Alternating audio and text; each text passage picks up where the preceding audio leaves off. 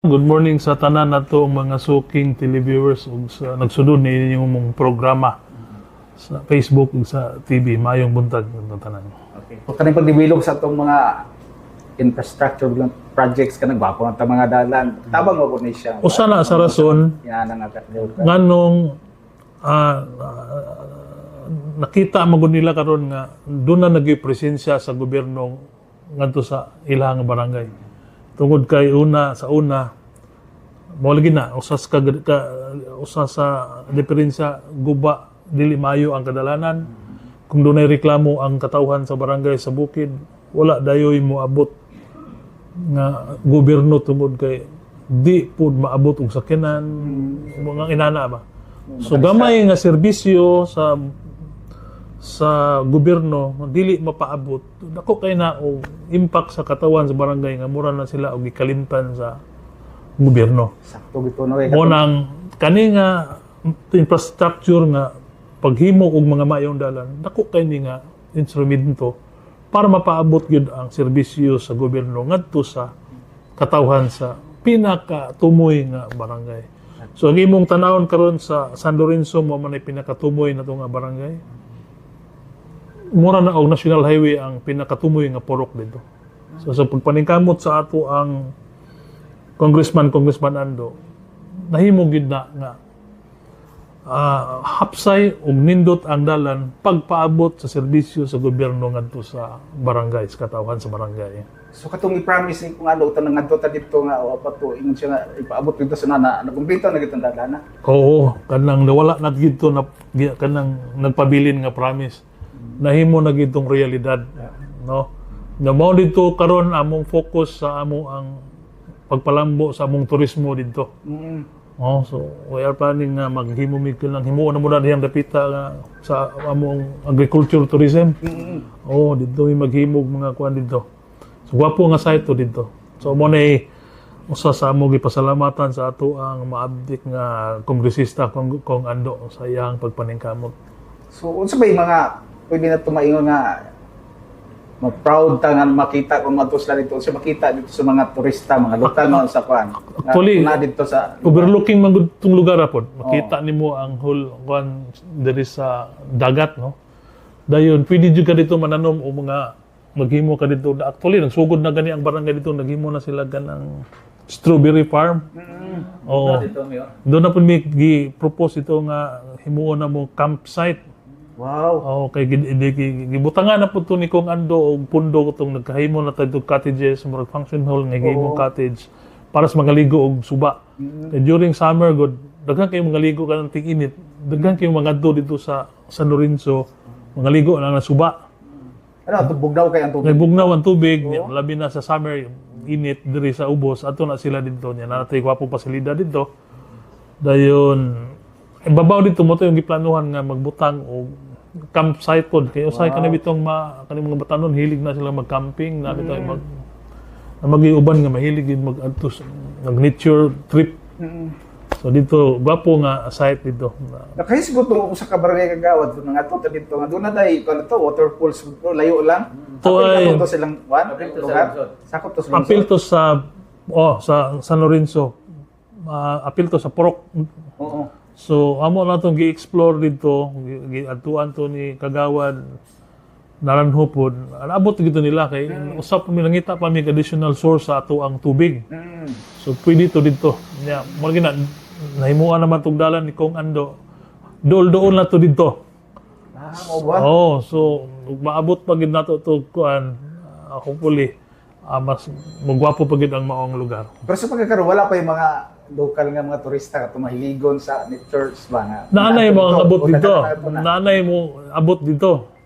Nganang kuan lang, ngana lang mo explore lang. Mo nang kung ginan ang barangay nga umahay mo maka mo coordinate sa ilaha para si bako og naay kuan at maato ang maaksyonan. Mayo.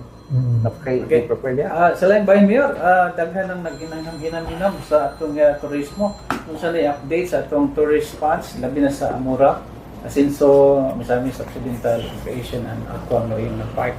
Kano sa man kini official nga mag-operate Mayor o matod pa kini nga ilauman mahimong Maldives o Mindanao? Actually, kagahapon lang nag-meeting mi ni Governor with all the mayors. Usa po nas na pangutana po sa ubang mayors kung kanus agid mag-open. No? Ang istorya ni Gov kanang nana sila na-hire karon nga murag manager nga mo manage sa maong facility.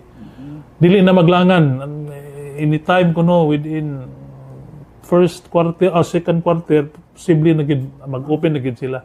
So ang unang ma-open ani ang katong mga villas sa Ocean Villas katong tuwas dagat ug kining diri sa inland katong naay swimming pool nga dako. So mo unang mag-open.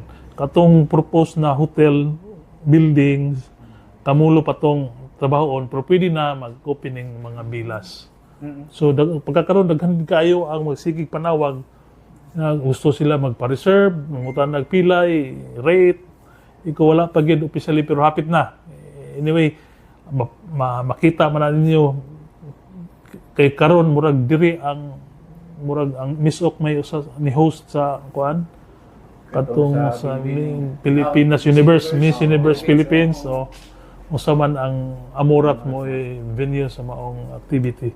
So dako kay naggarbo na to miss non ug pasalamat buta sa ato ang pinalanggang gobernador sa iyahang mga gihimo nga pag-develop sa atong turismo nga mao po'y nakabutang ang Misok especially ang Sinakaban nabutang na sa mapa sa turismo sa dili lang sa Pilipinas kundi sa tibuok kalibutan ibing taga US taga laing lugar man sige kon diri asa dapit ng Sinakaban. Nalagi, gusto na nga mo, sila. Mga turista. Oo.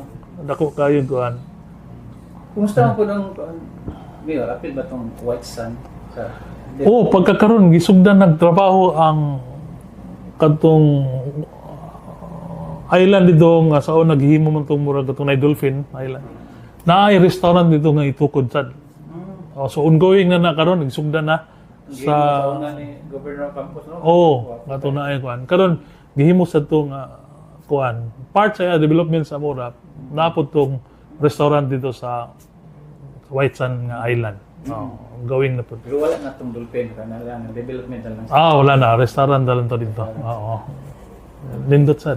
How about sa Mayor kay expect mo gid na doon ay large volume ug kanan kuan mga turista na maabot diri. Awot sa mga lokal sa LGU ready na ba sila nga adapt ani doon na ba mahimong pagpangandam para ato pa mga serbisyuhan ang ato ang mga turista mo abot diri kung mapuno man dito sa kuan gusto sila mo laag diri sa tong lungsod magkaon ba sila diri unsa ginahimo sa mga pangandam. Actually amo nang gi patawag diri ning mga resort owner diri kinamay may mga resort owner diri kanang pangandaman ni nga kuan kay dunay dakong volume of tourist gid ang mga bot. Ang gabi ninyo diri sa Sinakaban nidaghan ang mga investors nga ninulod no Sa pagkakaroon. ang number of akong gibasihan gud karon ang number of business permits nga nilukat og negosyo diri ni more than 200%. Wow.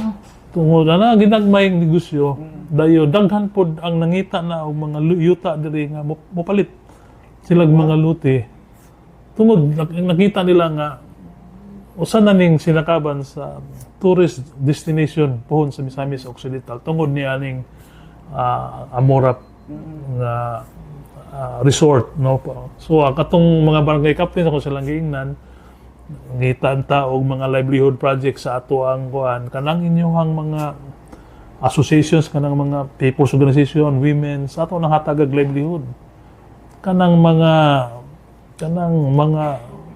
naman kanang mga produkto diring mga pagkaon nga hinimos women's mga chorizo mga pagkaon nga nang crackers wala na to i-develop og ayo para mabaligyan nato na sa atong mga pasalubong center diri sa kanpuhon nga may tabo nga mudaghan na gid ang turista dinhi sa ato ang lugar. But mo lang akong giingon to sabay ni ana kinahanglan gyud ma-maintain nato ang peace and order. So dili ni kaya sa pulis, dili ni kaya sa mayor So kinahanglan magtabangan ni sa mga barangay officials mga ginikanan. Nga atong imindinar ni ang atong kahusay ug kalinaw para usa mo na tanawon sa turista moadto ta ning lugar adto ta kay peaceful malinawon mag-enjoy ta dito. So Pasal mo mo gina. ni Mayor, hina-hina, saka po ng atong ekonomiya sa lungsod. Oh, definitely gid mo kuan kay kan turista mo ari ndam ginagkwarta. Gastong gina. Gasto na kay naganda man nagkwarta para mo bakasyon. So, daghan ginagawa. Mo nang at least additional mga panginabuhi sa katawhan din sa lungsod. May punta to makakonekta sa kanang mga national agencies, mayor baka ng mga DTI, katong bitaw mag-train o kanang buhat og mga handicrafts, mga nana pa sa Nanami, nag-connect nami karon ginahinay sa ato ang kuan mga national agencies through their regional offices na mo train. Kanang nakoy gikuan po karon nga kanang anang dibuning sa bangos kay nang konkog naman mi nabo ko nakuha po mga gipanghatan natong livelihood gikan sa before nga nang sa DA na ako'y gipayo nga processing plant para sa ana lagi magdibon magkuag dilata sa kuan man mga women's organization mga asawa sa mga mananagat nato po nang gi-organize ang abot sa ilang mga bana at least nagit sila panginabuhi. Ay. Napay line Okay.